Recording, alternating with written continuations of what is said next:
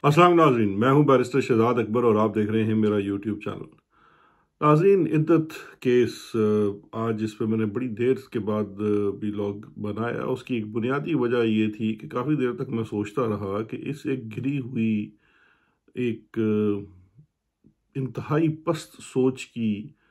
चीज़ के ऊपर क्या कमेंट्री की जाए और क्या बात की जाए। अखलाकी तौर पर हम इतने गिर चुके हैं और हमारी इतनी ज़्यादा पस्ती हो चुकी है माशरती और इक़दार की, कि इसके ऊपर अब क्या कमेंट्री की जा सकती है। लेकिन फिर ये सोचा कि ये ज़रूरी है कि इसके ऊपर बात की जाए और अपने हिस्से की जो बात है वो आप तक ज़रूर पहुंचाई जाए कि ये हमारा माशरा अब किस तरफ जा रहा है। इद्दत केस क्या है, इसके फैक्ट्स क्या हैं, ये बिल्कुल मानी नहीं रखते। ये किस केस ये केस असल में पब्लिक में है कैसे और ये अदालत में चला कैसे गया। असल सवाल तो ये होना चाहिए, ये मुस्लिम पर्सनल लॉ, फैमिली लॉ, ये तमाम प्राइवेट मैटर्स हैं। ये कोई स्टेट का अफेयर नहीं है जहाँ पे हमारी तमाम रियासत अपनी तमाम तर कुव्वत लगाकर महज इस केस को किसी मंतकी अंजाम तक पहुँचाने के लिए बकौल उनके मसरूफ़ अमल रही है। और 2 दिन के अंदर पूरे पाकिस्तान के निज़ाम की धज्जियाँ उड़ाकर, जुडिशल निज़ाम की धज्जियाँ उड़ाकर, जेल में ट्रायल चढ़ाकर, जेल वो अदालत जिसके अंदर अब तमाम जो कोर्ट रिपोर्टर्स वहाँ गए हैं वो आपको बतला रहे हैं कि वहाँ पे डब्बे बने हुए हैं, सहाफ़ियों को दूर रखा गया है, पब्लिक इनाम के तौर पर इंटेलिजेंस एजेंसियों के लोग बैठे हुए हैं और हरासा किए हुए गवाह, बदले हुए गवाह उनको पेश किया गया, गद्दारी किए हुए गवाह उनको पेश करके एक नामनाद केस गढ़ा गया। और मैं ये भी सोचता रहा कि हमारी रियासत कब इन आज़ाद वज़राए आज़मों के शलवारों में से निकलेगी और रियासत कुछ ऐसा काम करेगी जिससे हम एटलीस्ट कौमों की सफ़ में शामिल हो सके। हम अभी भी किसी तरह से किसी कौम की हद की उसके हिस्सा नहीं है।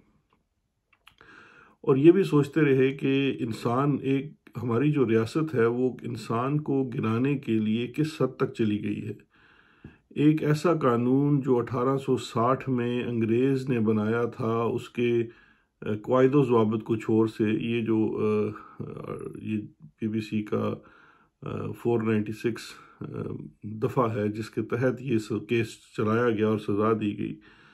और तकरीबन पिछले 100, 150, 200 सालों में इस केस के ऊपर, इस कानून के ऊपर कोई आपको केस नहीं मिलेगा जहाँ पे सक्सेसफुल प्रोसिक्यूशन हुई हो। हमें तो कोई आज तक हिस्ट्री में ऐसा केस नहीं मिला। आज हमने पहली दफ़ा इस चीज़ को भी अदालत की जीनत बना दिया। हम अपने बच्चों को क्या बताएंगे कि हमारा ताल्लुक़ किस मुल्क से है, स्पेशली वो लोग जो पाकिस्तान से बाहर हैं, जिस तरह मेरे छोटे बच्चे हैं। उनको मैं क्या बताऊंगा कि मेरे मुल्क में रियासत क्या करती है। रियासत हम एक ऐसी कौम का या एक ऐसे मुल्क का हिस्सा हैं जहां रियासत आपसे जब जुल्म और दुश्मनी पर आती है तो आपकी औरतों को भी नहीं छोड़ती, उन्हें भी सरे बाजार घसीटती है और उन्हें अपनी दुश्मनी और इंतकाम की भेंट चढ़ाती है, उन्हें स्कैंडलाइज करती है। फिर सोचता हूँ कि शायद ये पहली दफ़ा नहीं हुआ, हमारी तारीख शायद इस चीज़ से भरी हुई है। यजीदियों ने भी तो ज़ैनब के सर से दुपट्टा खींचा था और अहले बैत की ख़वातीन के साथ कुछ ऐसा ही सलूक किया था। लेकिन आज क्या यजीदियों का वो अमर जो है, वो जो अमल है, वो लोगों को याद है या हुसैनियत का इनकार? शायद यहाँ भी हमारे आगे आने वाली नस्लों को इन लोगों की इस वक्त रियासत की हुई ये एक इंतहाई घटिया तरीन हरकत तो शायद मानी नहीं रखेगी। एक शख्स का ईया का नाबुदो व ईया का नस्ताइन कहना जो है वो याद रखा जाएगा। सारा दिन एक डिप्रेशन में गुजारने के बाद मेरे ख्याल में मैं तो इस नतीजे पे पहुंचा हूँ कि मैं अपने आप को बतौर एक पाकिस्तानी के अपने आगे आने वाली नस्लों को किसी सूरत उस निज़ाम और उस रियासत के साथ खड़ा नहीं करूँगा जिसने ये हरकत की, क्योंकि इस हरकत के बहुत सारे असरात हैं। जिस तरह से हमने आज 80 की दहाई के बाद से स्पेशली, वैसे तो ये काम 40s में शुरू हो गया था, कि मेरा इस्लाम, तेरा इस्लाम, मैं सच्चा मुसलमान, तू सच्चा मुसलमान, तू झूठा मुसलमान, मैं झूठा मुसलमान, इसकी रट लगाई और आज हर शख्स दूसरे शख्स को गैर मुस्लिम बनाने पर तुला हुआ है और उसके लिए वो रियासत का भी इस्तेमाल करता है, कानून का इस्तेमाल भी करता है, आइन का इस्तेमाल भी करता है, अदालत का भी इस्तेमाल करता है। अब हमने ये तरह डाल दी है कि अब हम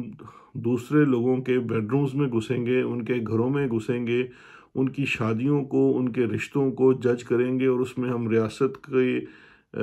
चीज़ों को इस्तेमाल करेंगे, अदालतों को इस्तेमाल करेंगे। और ये सब कुछ, जब ये सब कुछ हो रहा है और उसको एक कानून की शक्ल दी जा रही है, तो एक तरफ तो जुल्म करने वाले जाबिर तो ही हैं, लेकिन जो हमारे इस वक्त के काजी हैं वो इस जुल्म में और इस जुर्म में बराबर के शरीक हैं। आज जब हमारे जुडिशल निज़ाम के एक जज, इस कुदरतुल्लाह ने जो फैसला दिया है, इसकी तमाम जिम्मेदारी इस्लामाबाद हाई कोर्ट के जजेस और कहना चाहिए chief justice of Islamabad high court और चीफ जस्टिस ऑफ पाकिस्तान के ऊपर आती है। क्योंकि उनके इन ओहदों पर बैठे हुए अगर आपकी लोअर जुडिशरी इस किस्म के कामों में मुलव्वस है, तो इसकी तमाम तर जिम्मेदारी जो है वो इनके ऊपर आती है और स्पेशली जस्टिस काजी फायज ईसा के ऊपर आती है, क्योंकि वो इस तमाम चीज़ से अपने आप को अलग नहीं कर सकते। वो खुद उसी जुडिशल मूवमेंट की पैदावार है जिस मूवमेंट में अवाम ने अपने जजेस की इंडिपेंडेंस के लिए, वो जो एक छोटा सा एक इंडिपेंडेंस का एक झूठ ढोंग था हमारे लिए, उस ढोंग के लिए भी अवाम सड़कों पर निकली थी और उन्होंने इनको रिस्टोर करवाया था, जिसके नतीजे में एक जो कॉरपोरेट टैक्स का वकील था, वो आज चीफ जस्टिस ऑफ पाकिस्तान बना हुआ है। और वो चीज़ ये समझने से कासिर है कि उसकी दुश्मनी और उसकी जो ज़ाती बुग़्ज़ है वो आज पाकिस्तान में हमारी जो सोसाइटी है उसके अंदर क्या एक बहुत बड़ा वैक्यूम पैदा कर रही है, जिसको भरने में शायद हमें मज़ीद कितनी दहाइयाँ या शायद सदियाँ लग जाए। तो खैर ये एक बड़ा अफसोसनाक अमल है। इसके ऊपर जो असल स्ट्रेटेजिक बात है, एक तो ये है कि इसके ऊपर मैं समझता हूँ आने वाले दिनों में इसके बहुत ज़्यादा असरात होंगे और कंपनी बहादुर ने अपने लिए कुछ अच्छा काम नहीं किया है, क्योंकि अब बहुत सारे ऐसे भी तबकात सोसाइटी के जो आपके इस कॉन्फ्लिक्ट से बाहर थे वो भी अब इसका हिस्सा बन चुके हैं। स्पेशली इंटरनेशनली भी ख़वातीन के हकूक़ की बात करने वाली, उनकी इंडिपेंडेंस की बात करने वाली तंजीमें, चाहे वो पाकिस्तान में हैं या पाकिस्तान से बाहर हैं, आने वाले दिनों में आप देखेंगे, मैं ऑलरेडी देख रहा था वुमेन एक्शन फोरम और इस तरह से मुख्तलिफ जो ख़वातीन की जेंडर बेस्ड ऑर्गेनाइजेशंस हैं, उन्होंने इस जजमेंट के ऊपर, इस पूरी प्रोसिक्यूशन के ऊपर अपने तहफ़्फ़ुज़ात का इज़हार किया। वैसे बेहतर तो ये होता कि ये तहफ़्फ़ुज़ात जो ये मामला जब शुरू हुआ था तब करते, लेकिन अब फैसला आने के बाद किया, चलें दुरुस्त हुआ अब, लेकिन इसके बड़े असरात होंगे आने वाले दिनों पे। अब आप इस चीज़ का अहाता कर लें कि ये पिछला एक जो हफ़्ता गुजरा है, असल में इसका मकसद क्या था। और जो भी लोग पाकिस्तान के शहरी हैं, अब मैं कोई पाकिस्तान तहरीक इंसाफ के लोगों से बात नहीं कर रहा, पूरे पाकिस्तान के शहरियों की जो पाकिस्तान में मौजूद हैं उनसे बात कर रहा हूँ कि ये इस पूरी एक्सरसाइज का मकसद पिछले एक हफ़्ते के अंदर 3 सख्त तरीन सज़ाएँ, जिसमें प्रोसेस और प्रोसीजर को बिल्कुल रोन दिया गया, ड्यू प्रोसेस ऑफ लॉ को रोन दिया गया, कोई उसको ना वकील का हक दिएगा मुल्ज़मान को, ना उनको राइट टू डिफेंड दिया गया। तो उसके बाद उनको जो सज़ाएँ सुनाई गई, इसका मकसद क्या था? मकसद ये था कि एक तो उनके हामियों में, उनके सपोर्टर्स में और अवाम में जनरली खौफ फैलाया जा सके और ये बतलाया जा सके कि भाई ये जो है इनको हम रिजेक्ट कर चुके हैं, ये दोबारा निज़ाम के अंदर नहीं आएंगे और हम यहाँ तक जा सकते हैं और हम ताकतवर हैं, हमारे पास कुव्वत है, लिहाजा आपसे डरें, हमसे खौफ खाएं। और दूसरा जो इसका इम्पॉर्टेंट एस्पेक्ट है कि मायूसी फैल जाए। खौफ और मायूसी जब मिल जाती है तो फिर आप अपना कोई भी एक्शन जो है वो करने से कतराते हैं। इमरान खान साहब की जानिब से और पाकिस्तान तहरीक इंसाफ की जानिब से इन तमाम फैसलों के ऊपर बारहा अवाम से यही कहा गया कि आप इसके ऊपर कोई जो गम गुस्सा है, सड़क के ऊपर आना है, एहतजाज का हक है वगैरह, इसको इस बेहतर है कि अभी इस चीज़ को रोक कर रखें। और 8 फरवरी को असल में आपके पास जो मौका है वो आज से 3-4 रोज़ बाद 8 फरवरी को इलेक्शन वोटिंग डे के दिन है। आपने अपना तमाम रद्द अमल उस दिन दिखाना है, क्योंकि इस पूरी एक्सरसाइज का मकसद जो है वो ये है कि वोटर टर्न आउट कम हो सके। इन तमाम चीज़ों का जो पाकिस्तान आवाम जवाब दे सकती है वो एक अनप्रेसिडेंटेड वोटर टर्न आउट की सूरत में दे सकती है, जो आपको 8 फरवरी का जिसका हक हासिल है। जहाँ तक कानूनी बात है तो कानूनी बात जो सबसे इंटरेस्टिंग है वो ये है कि ये जो तमाम केसेस थे, इद्दत वाला केस तो छोड़ दीजिए, ये इंतहाई गलाजत है, लेकिन बाकी जितने भी केसेस थे, अगर उसके अंदर किसी केस के अंदर प्रोसिक्यूशन की जो स्टोरी होती है या प्रोसिक्यूशन का जो केस होता है, मैं अगर उसको ये एक डिस्काउंट भी दे दूं कि 15-20% उसके अंदर शायद कोई प्रोसिक्यूटेबल केस हो, इससे ज़्यादा नहीं होगा, लेकिन 10-15%, 20% दे दें, अगर उस हद तक भी कोई प्रोसिक्यूटेबल केस था, तो इस इन लोगों ने जिस अंदाज से इन केसेस को चलाया है, चाहे वो साइफर वाला केस है या वो तोशाखाना वाला केस है,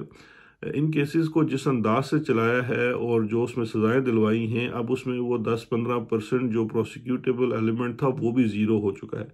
अब ये तमाम केसेस ज़ीरो हो चुके हैं। ये केसेस जो हैं, अब अगले हफ्ते पाकिस्तान तहरीक इंसाफ इसके ऊपर अपीलें फाइल करेगी और मैं आपको गारंटी कर सकता हूँ कि इस अगले हफ्ते में तो इस्लामाबाद हाई कोर्ट इसको हाथ नहीं लगाएगी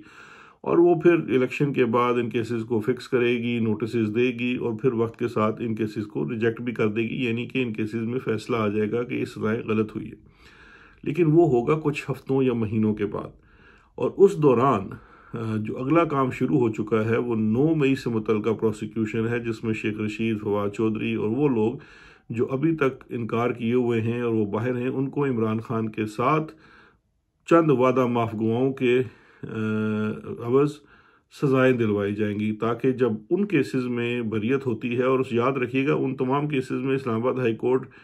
बरियत करके रीट्रायल का हुक्म करेगी। ये मेरे आज के अल्फाज आप लिख लीजिए अपने पास, बरियत का हुक्म करके रीट्रायल करेगी, और ये ड्रामा एक दफ़ा फिर लगेगा इन तमाम केसेस के अंदर, और फिर वो वक्त के साथ गुजरता रहेगा। लेकिन इमरान खान को जेल में रखने के लिए 9 मई वाले केसेस का फैसला उस वक्त तक करवा लिया जाएगा, उसको भी 1-2 हफ्तों में ये निपटा लेंगे। और जहाँ तक 190 मिलियन का केस है, उसमें अभी तक फैसला नहीं हो पा रहा कि जज बशीर साहब जो हैं वो रहेंगे नहीं होंगे, तो चूँकि उसमें गवाहों की भी तादाद बहुत ज़्यादा है और मसला भी उसमें कुछ उनके पास एविडेंस भी नहीं है, तो वो तो शायद अभी ना चल सके, लेकिन कुछ और नहीं है, जिस अंदाज में ये केस चलाए हैं वो केस भी चला लेंगे। तो ये सूरत हाल है, और इस तमाम सूरत हाल का जो असल जवाब है वो आपका वोटर टर्न आउट ही है। इसके अलावा कोई इस वक्त ऐसी चीज़ नहीं है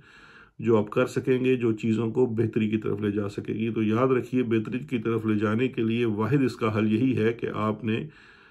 एक बड़ी तादाद में बाहर निकलना है और अपनी वोट कास्ट करनी है। जिसको भी आप समझते हैं मुनासिब कि जिसको ये वोट देनी चाहिए, उसको वोट दीजिए। अब आ जाते हैं, आज एक और अहम वाक़या हुआ। अहम तो मैं नहीं कहूँगा आज एक वाक़या हुआ जो इस वक्त कुछ चंद अनासर जो हैं वो सोशल मीडिया पे बहला रहे हैं। वो है जस्टिस अतर मिनल्ला साहब का। अभी मुझे सोशल मीडिया से पता चला, फिर मैंने थोड़ा लंदन में मालूमात भी की कि जस्टिस साहब जो हैं वो लंदन आए हुए थे, और उनका LSE जो है, लंदन स्कूल ऑफ इकनॉमिक्स में कोई एक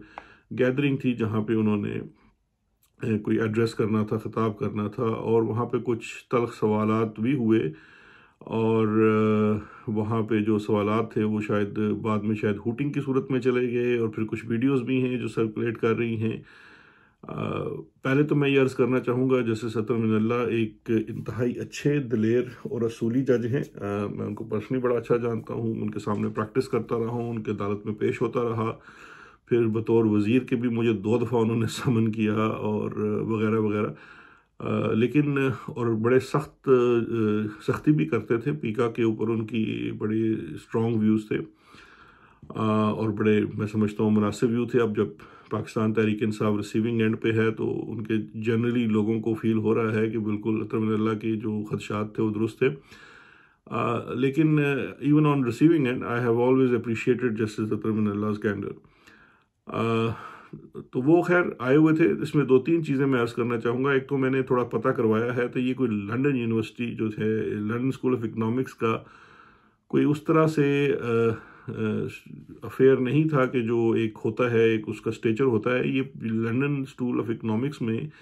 पाकिस्तान स्टूडेंट एसोसिएशन जो है, शायद उन्होंने कोई एक इमर्जिंग पाकिस्तान के नाम से कोई कॉन्फ्रेंस करा थे। यहाँ की यूनिवर्सिटियों में जो स्टूडेंट बॉडीज़ होती हैं, जिनको स्टूडेंट्स खुद ही इकट्ठे होकर बना लेते हैं, उनको बड़ा प्रमोट करती हैं, उनको बजट में मिलता है कि आप अपनी एक्टिविटीज़ करें और उसमें मुख्तलिफ लोगों को इनवाइट करते रहते हैं। तो ये उसी सिलसिले में उन्होंने बुलाया था और उसमें मुख्तलिफ आज सेशंस थे, जिसमें से एक सेशन में शायद अतरम नल्ला साहब ने भी बात की। उसके ऊपर इनविटेशन ओपन होती है। शायद उसमें लंदन में आप जानते हैं कि लंदन में वो मियाँ साहब की यहाँ मौजूदगी की वजह से माहौल जो है लंदन में थोड़ा सा पब्लिक स्पेस जो है वो इतनी शायद मुनासिब नहीं रही है, और लोग जो हैं वो अपने बड़े सख्त ख्यालात भी रखते हैं और जज्बात भी रखते हैं, जिनको बहरकैफ वो एक अच्छे डिप्लोमेटिक अंदाज में कन्वे नहीं कर पाते। तो वहाँ जो सवाल जवाब थे वो कोई इतने शायद मुनासिब नहीं थे, जिसकी वजह से थोड़ी सी बदमज़गी हुई। मैं सिर्फ यही कहना चाहूँगा कि सवाल ज़रूर करना चाहिए, क्योंकि अगर कोई जजेस आते हैं वो पब्लिकली बात करते हैं तो फिर सवालों के लिए भी तैयार होना चाहिए। लेकिन उन सवालों में सब लोगों को ये ख्याल रखना चाहिए, मैं वहाँ नहीं था, मुझे नहीं पता, लेकिन अगर कुछ कुछ सवालों में किसी भी तरह की तहकीर या जिसे कहना चाहिए उनको किसी भी बुरी अंदाज में बात की गई हो, वो बड़ी गलत है और वो नहीं होनी चाहिए। उसका खा किसी जमात से ताल्लुक़ हो, आप अच्छे अंदाज में, बेहतर अंदाज में कोशिश करें, बेहतर अल्फाज के साथ अपने सवालात करें। आपके ख्यालात हैं, आपके कंसर्न्स हैं, आप ये समझते हैं कि जुडिशरी को रोल अदा करना चाहिए, और अगर आपको कोई जजेस किसी पब्लिक स्पेस में मिलते हैं जहाँ पे वो खुद एड्रेस कर रहे हैं, नॉट दैट कि वो अगर मिसाल के तौर पे वो सड़क के ऊपर वॉक करके जा रहे हैं, तो आपका कोई हक नहीं है कि आप उनको रोक के इस तरह से सवाल करें, क्योंकि वो अपना एक पर्सनल प्राइवेट उस कैपेसिटी में जा रहे हैं। हाँ, अगर वो एक पब्लिक फोरम पे आकर बात करते हैं तो उनसे सवाल किया जा सकता है उस फोरम के कवायद के हिसाब से। तो मेरा ख्याल है थोड़ी सी मैनेजमेंट बेहतर होती तो ये अफसोसनाक वाक़या ना होता। और दूसरी चीज़ एक ये भी है, मुझे ये भी इत्तला मिली है कि कुछ जो हमारा वहाँ पे लंदन बेस्ड पाकिस्तानी मीडिया है, उनको भी कोई अच्छी तरह से हैंडल नहीं किया गया इंतज़ामिया की जानिब से, जो स्कूल ऑफ इकनॉमिक्स की थी। तो उन्होंने भी अपना जो गुस्सा है इस चीज़ को थोड़ा सा उछाल के किया है। तो